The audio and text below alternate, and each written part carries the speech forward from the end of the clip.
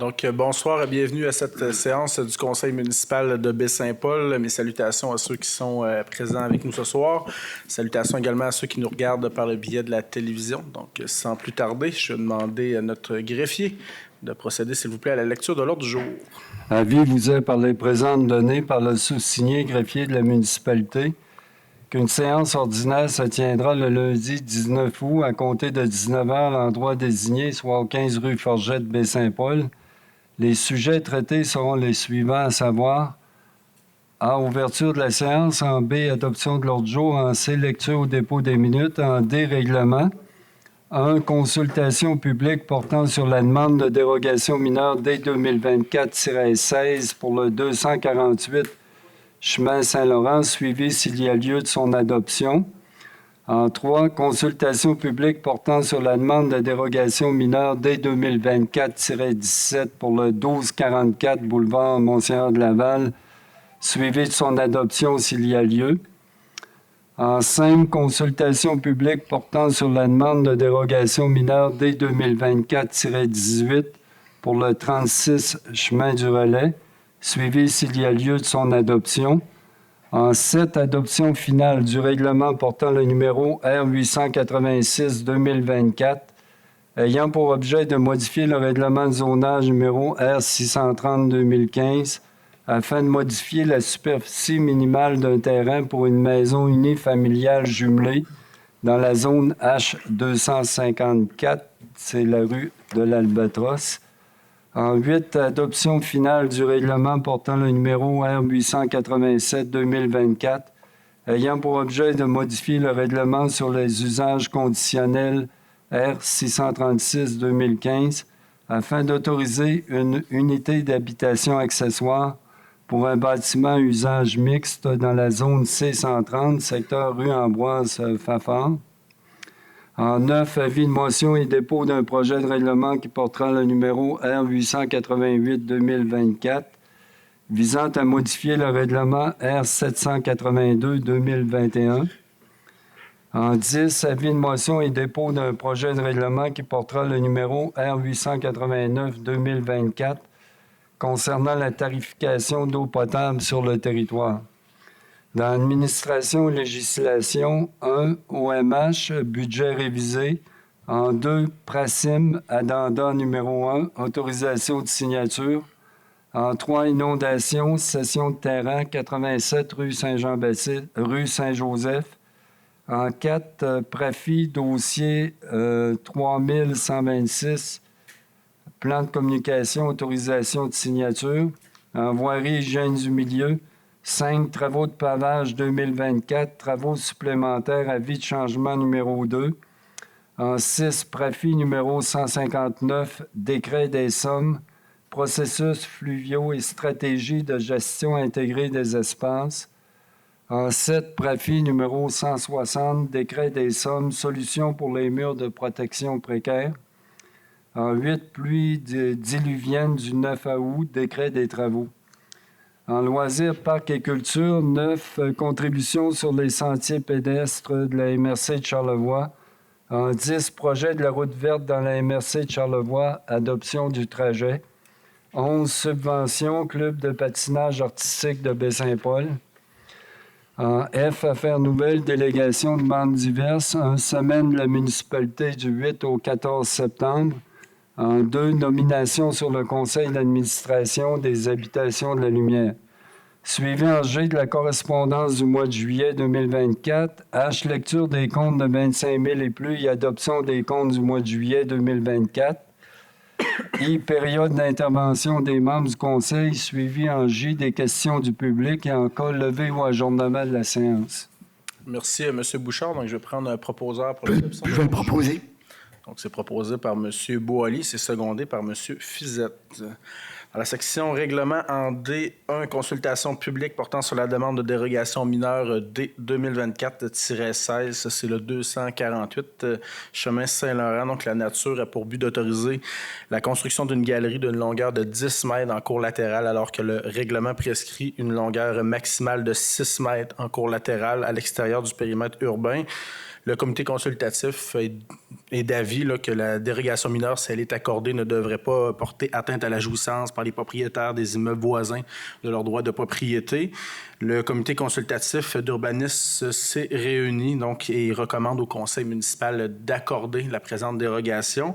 On est en consultation publique. Est-ce qu'il y avait des gens dans la salle qui étaient présents en lien avec ce dossier et qui aimeraient se faire entendre?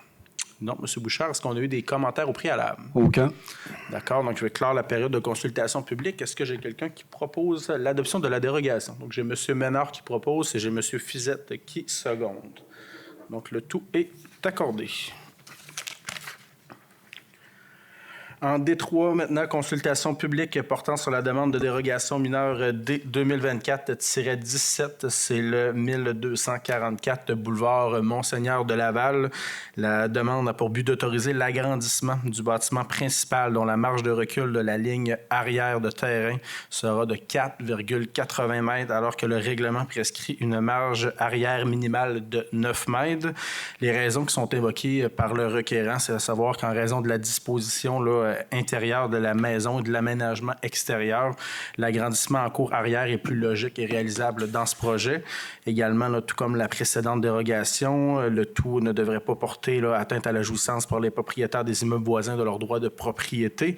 Le CCE est d'avis qu'on devrait accorder cette demande de dérogation. On est en consultation publique. Est-ce qu'il y a des gens qui sont présents ici ce soir et qui aimeraient se faire entendre sur ce dossier? Non. M. Bouchard, est-ce qu'on a eu des commentaires? Aucun. D'accord. Donc, je clôt à l'instant la période de consultation publique.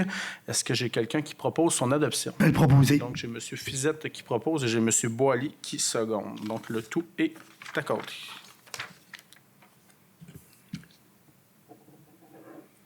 En D5, consultation publique portant sur la demande de dérogation mineure D 2024-18, c'est pour le 36 chemin du Relais. Donc, c'est pour but d'autoriser la création d'un terrain partiellement desservi, contigu à la rive d'un cours d'eau, dont la largeur de la ligne avant sera de 7,63 mètres, alors que le règlement prescrit une largeur minimale de 30 mètres. Les raisons qui sont invoquées là, par le requérant, c'est à savoir là, que le propriétaire aimerait diviser son terrain afin de céder une partie du terrain là, à un de ses enfants pour la construction de sa résidence. La création du lot projeté là, est sujette également à une reconnaissance de droit là, de la part de la Commission de protection du territoire agricole. Également, là, il n'y aura pas de problématique là, pour le voisinage, donc aucune problématique au droit là, de propriété là, des voisins. Le CCU nous recommande également d'accorder la présente dérogation. Est-ce qu'il y a des gens qui sont présents ici ce soir qui veulent se faire entendre sur ce dossier? Non. Est-ce qu'on a eu au préalable également des commentaires? Aucun. D'accord. Donc, la période de consultation publique est clos. J'ai M. Duchesne qui propose son adoption. Est-ce que j'ai un secondeur? M. Bessonne.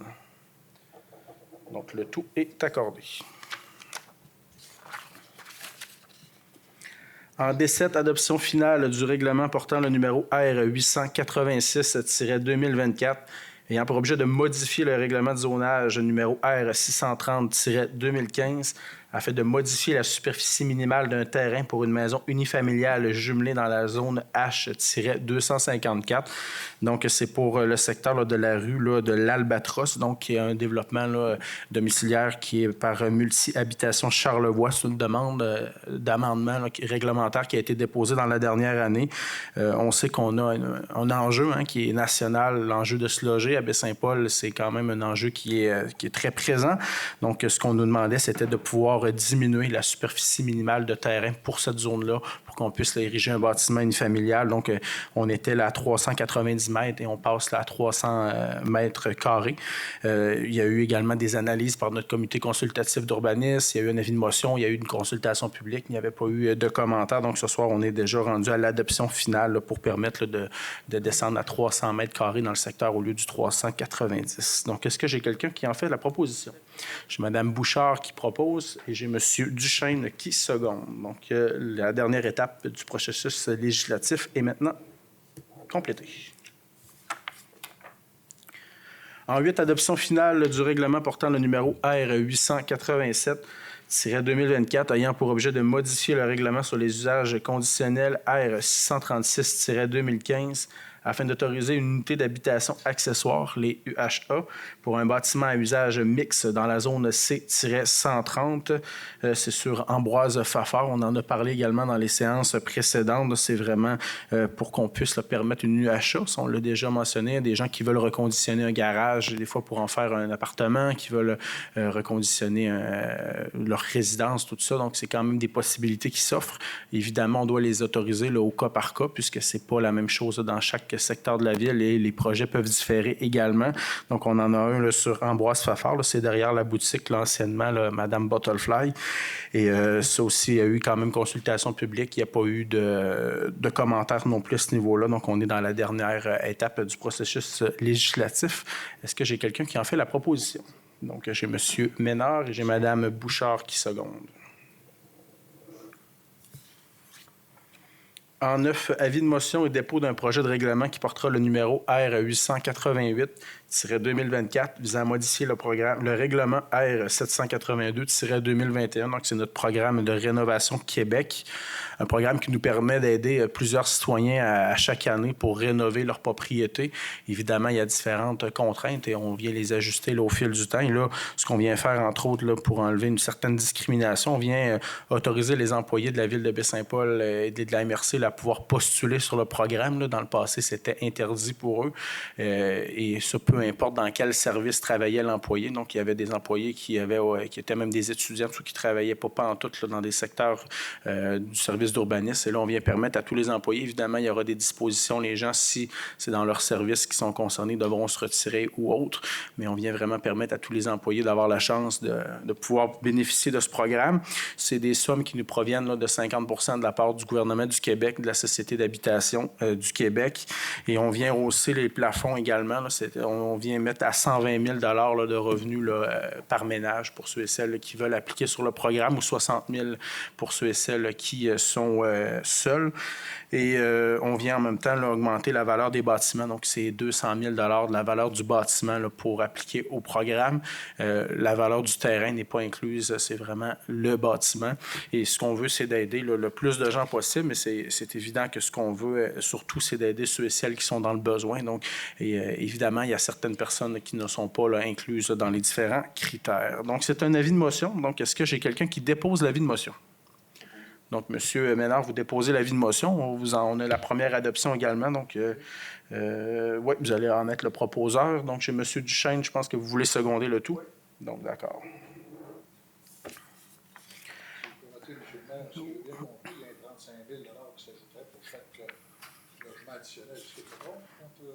Oui, bien ça, c'est ça. S'il y a un logement additionnel pour chaque unité de logement, là, on était à 30 000 $ et là, on y va à 35 000 $.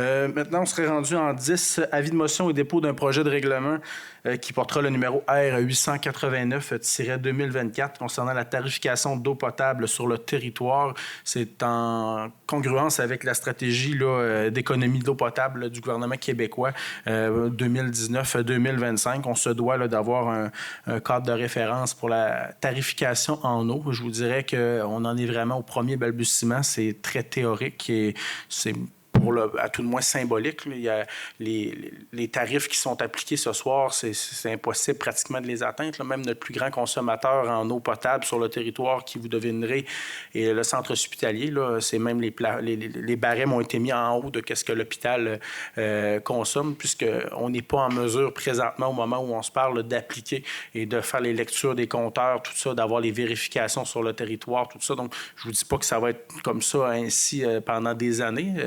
Évidemment, il y aura sûrement, avec ce que le gouvernement du Québec nous demande de faire pour la protection en eau potable, il y aura d'autres actions qui vont s'ajouter au fil des prochaines années. Peut-être que dans 5 ans, il y aura d'autres changements, mais du moins, ce qu'on vient faire ce soir, c'est un signal pour dire que oui, il y a déjà des compteurs en eau potable sur le territoire. Tous ceux et celles qui sont dans le secteur commercial et certaines nouvelles résidences dans le secteur résidentiel disposent déjà d'un compteur. Ça nous permet d'effectuer des lectures et d'ajuster annuellement nos différentes actions et on doit corriger le tir pour diminuer notre consommation d'eau potable.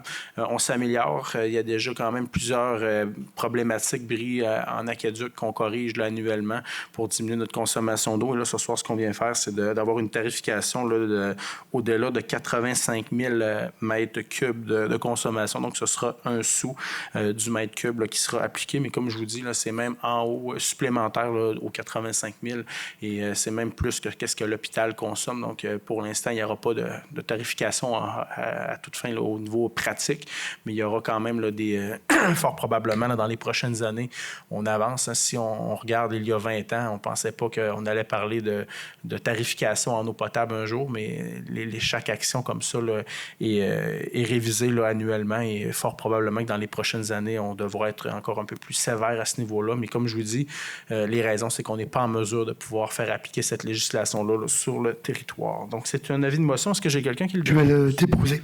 Donc, M. Boily dépose l'avis de motion. Vous allez également en être son proposeur de la première adoption. Et j'ai M. Besson qui seconde le tout. Maintenant, dans la section administration et législation, en 1, office municipal d'habitation, un budget révisé.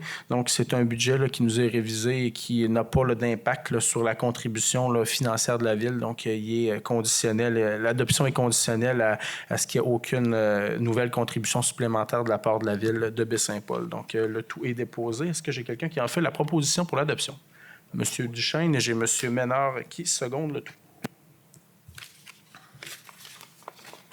En 2, Pracim Addenda numéro 1, autorisation de signature. Donc, c'est vraiment une correction de la résolution là, pour des dates. C'est rare, ça arrive, mais on est en avance. Donc, on a déposé le programme ministériel là, une journée trop tôt et on se doit là, de refaire la résolution là, en ayant là, la date qui soit là, dans l'intervalle là, qui est demandé là, par le ministère. Donc, et c'est pour m'autoriser là, comme maire et le directeur général à signer l'addenda avec le ministère.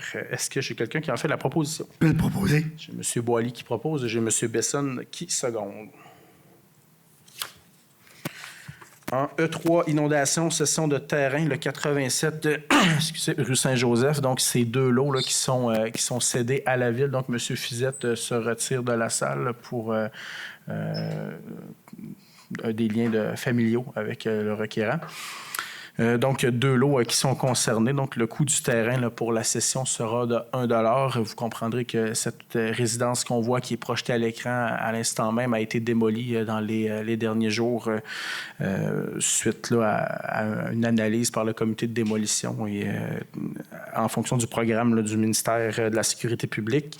Les frais de notaire et d'arpentage sont à la charge de la Ville de Baie-Saint-Paul. La démolition et la remise en état du terrain là, devraient être à la satisfaction de la Ville. Donc, avant que le tout là, soit mis en place, il y a quand même là, une autorisation qui doit se faire là, de la part de notre fonction publique, ici même à l'interne, pour s'assurer que le terrain a été redisposé là, en bon état. Et l'acte de cession là, sera signé là, seulement lorsque le terrain là, sera mis là, en bon état. Donc, c'est pour céder le tout là, pour la somme symbolique de 1 $. Est-ce que j'ai quelqu'un qui en fait la proposition? J'ai M. Ménard et j'ai M. Duchesne qui seconde le tout. Donc, on peut dire à M. Fizette de réintégrer la salle.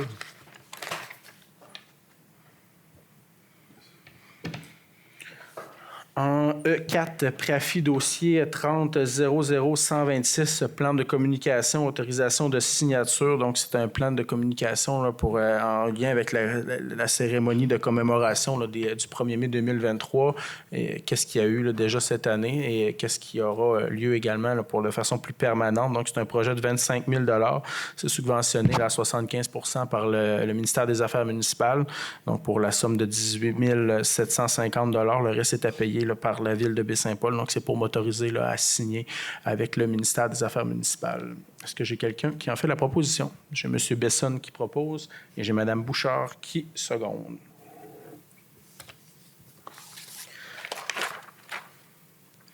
Voirie et hygiène du milieu, en 5, travaux de pavage 2024, travaux supplémentaires, avis de changement numéro 2.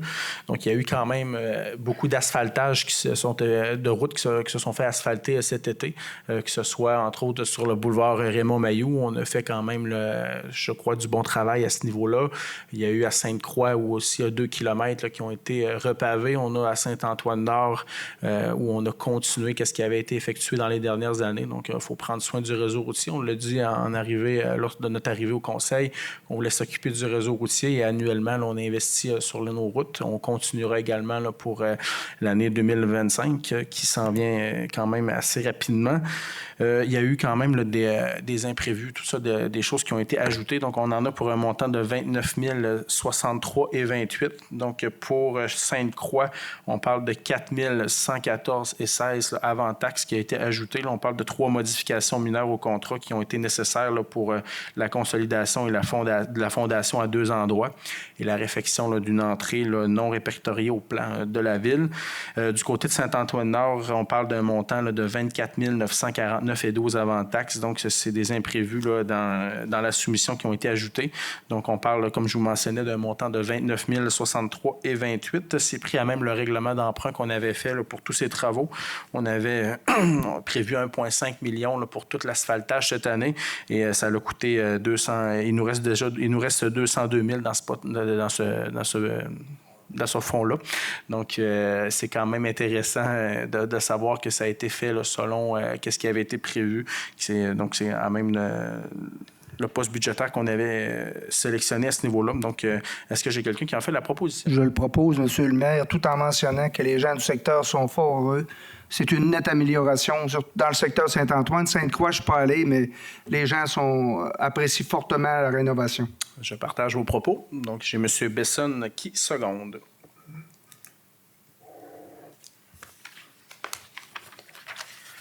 Maintenant, en E6, RAFI numéro 159, décret des sommes, processus fluviaux et stratégie de gestion intégrée des espaces. C'est également suite aux inondations du 1er mai 2023, afin qu'on puisse doter la ville d'infrastructures qui nous permettent d'atteindre la résilience du territoire face aux intempéries climatiques.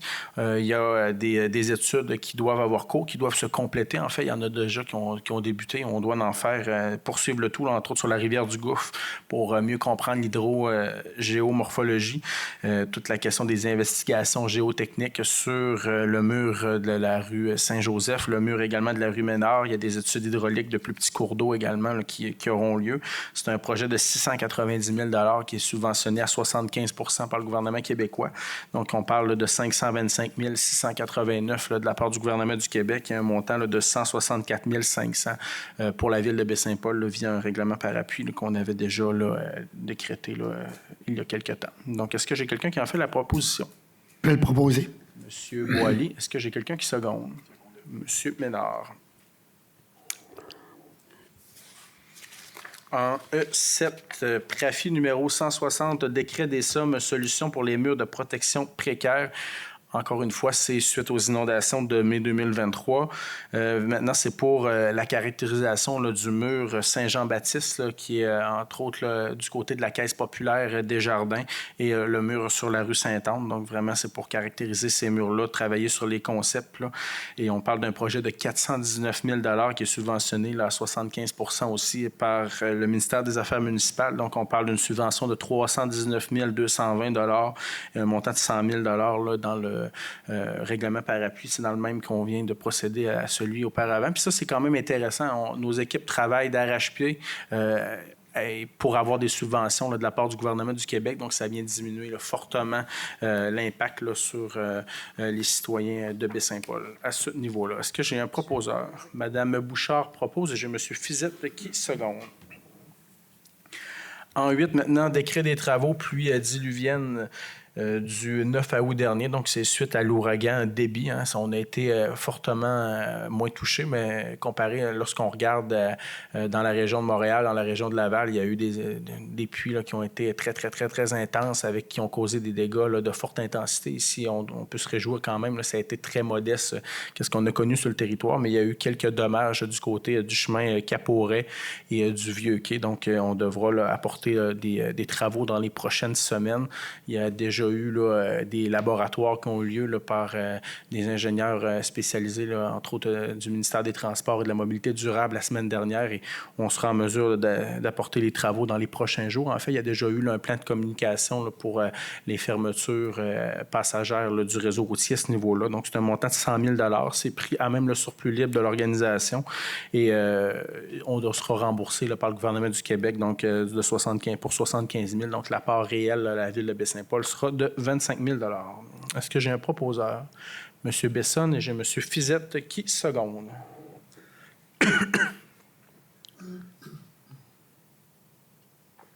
Loisirs, parcs et culture, contribution pour les sentiers pédestres de la MRC de Charlevoix. Annuellement, la ville de Baie-Saint-Paul, on met des sommes pour entretenir les différents sentiers là, avec la MRC de Charlevoix, entre autres, que ce soit le sentier Robert-Leblanc, que ce soit le sentier des Florents, tout ça. Et on met 7 500 $ annuellement. Cette année, on nous demande 6 000 $. Donc, on a 1 500 $ là, qui sera en réserve. Donc, c'était même prévu là, dans nos budgets annuels. Donc, 6 000 $ pour l'entretien de nos sentiers Québec-Charlevoix. Est-ce que j'ai quelqu'un qui en fait la proposition? Je vais le proposer. M. Boily propose et j'ai M. Duchesne qui seconde.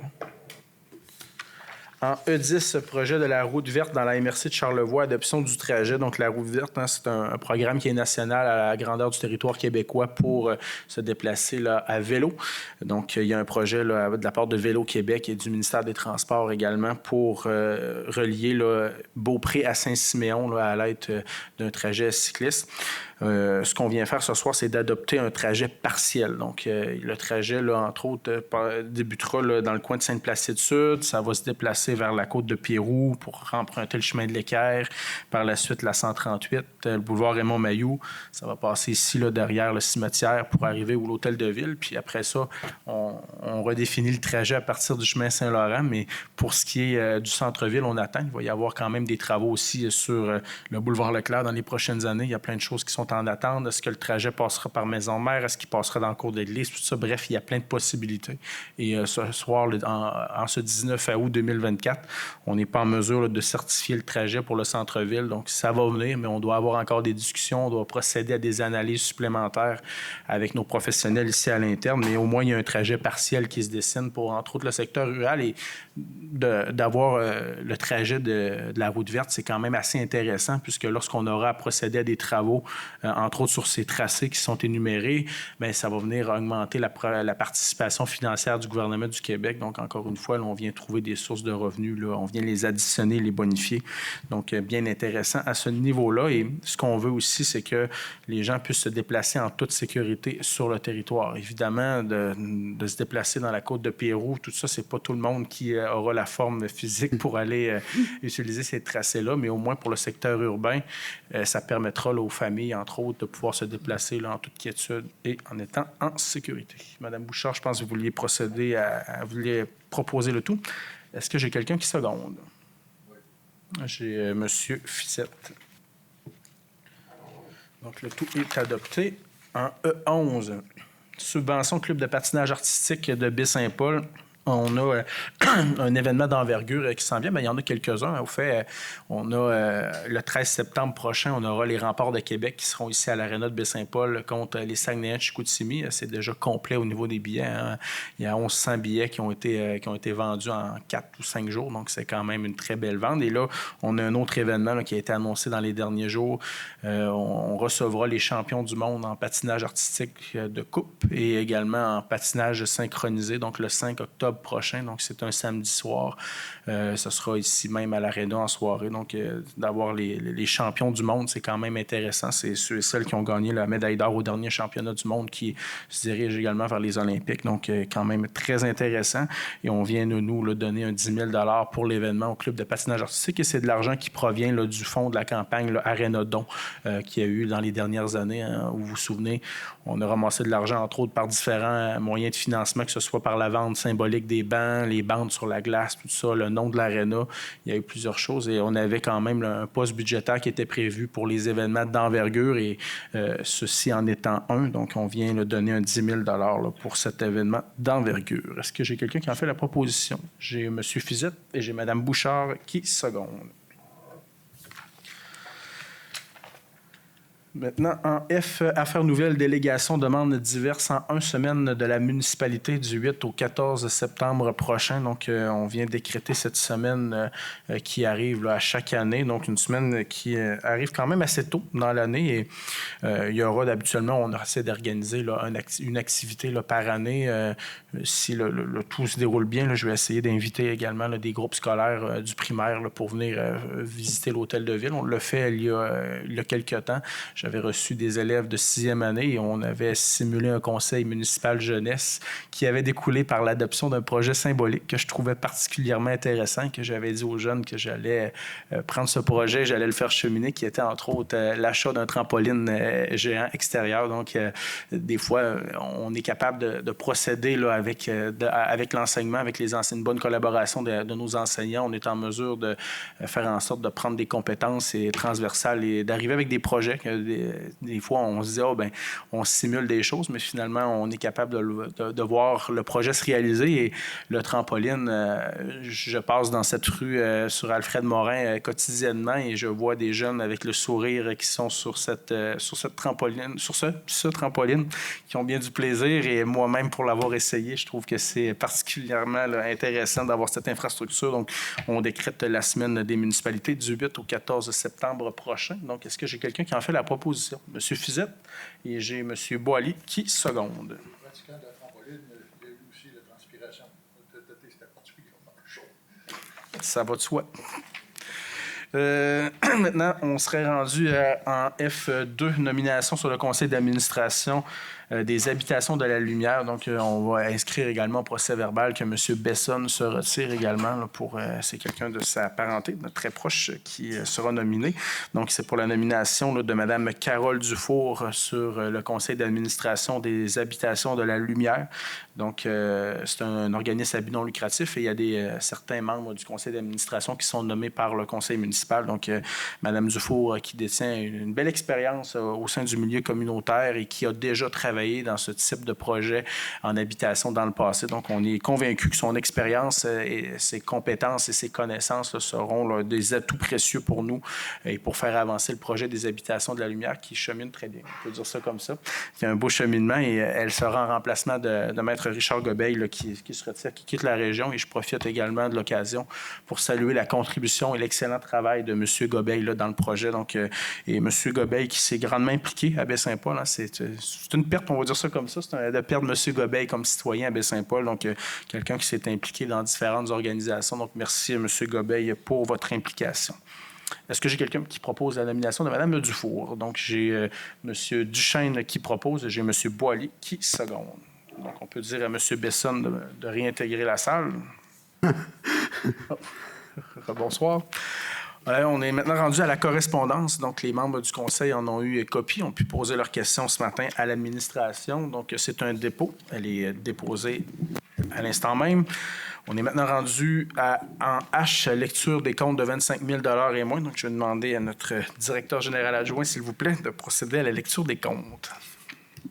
Pour les chèques émis dans le cadre du fonds d'administration, vous avez un chèque au montant de 49 682 et 45 à Mme Louise Desrosiers dans le cadre du programme de subvention là, pour les suites aux inondations. C'est le programme spécial là, de subvention. Hydro-Québec, un montant de 27 047 et 23, c'est divers comptes là, reliés à la ville, l'éclairage, terrain de soccer, etc. Caravane Charlevoix, un montant de 25 910,05. C'est concernant réparation et peinture d'un camion de déneigement. Catabatic Aventure dans Charlevoix, un montant de 27 910,18.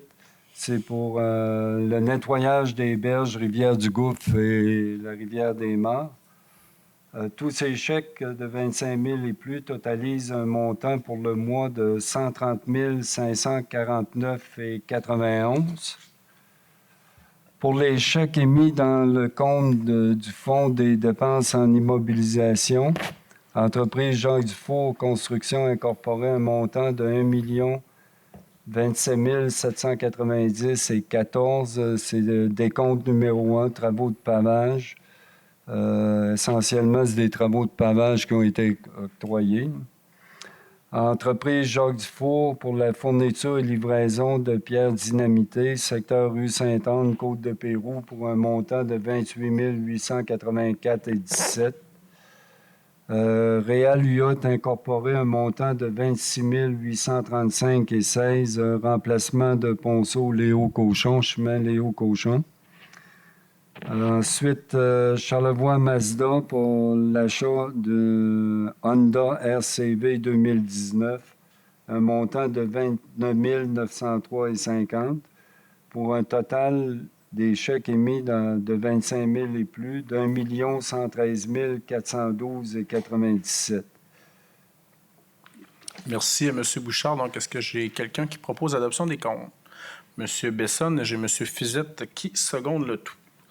On est maintenant rendu à la période d'intervention des membres du Conseil. Donc, M. Bessonne. Non, M. Fizette. Merci. M. Ménard. Ça va vite. Mme Bouchard. M. Duchesne. Oui, juste un petit mot pour féliciter et dire un gros bravo à notre équipe de pompiers qui, en fin de semaine à Saint-Siméon, ont terminé premier. Et je tiendrai à souligner aussi et féliciter la ville de Saint-Siméon puis le partenaire qui ont fait de cette occasion ou de cette activité une très belle réussite. Donc, bravo à tout ce monde-là qui prennent soin de toutes les populations de Charlevoix. Merci. Merci à M. Duchesne. M. Boily. Ça va pour moi. Donc, ça va pour vous. Donc, est-ce qu'on avait eu des questions par correspondance, M. Louis? Aucune. Non.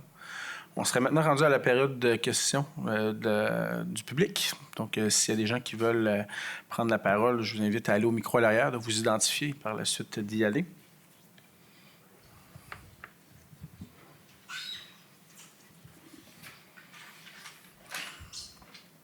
Bonsoir, M. le maire. Bonsoir. Bon, conseiller.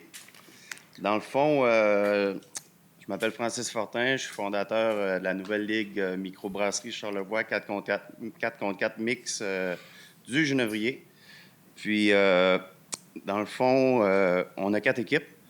Puis là, on ne peut plus faire d'expansion étant donné qu'on n'a pas de lumière. C'est impossible pour le Genévrier d'installer des lumières puis d'avoir plus de terrain. Alors, ma demande, ça serait d'avoir un deuxième terrain en arrêt de la polyvalente. Et puis, si ça serait possible, d'avoir un kit de lumière. Ça, ce qui ferait en sorte qu'on serait capable de passer à 4 équipes, aller jusqu'à 8 équipes même, si on voudrait.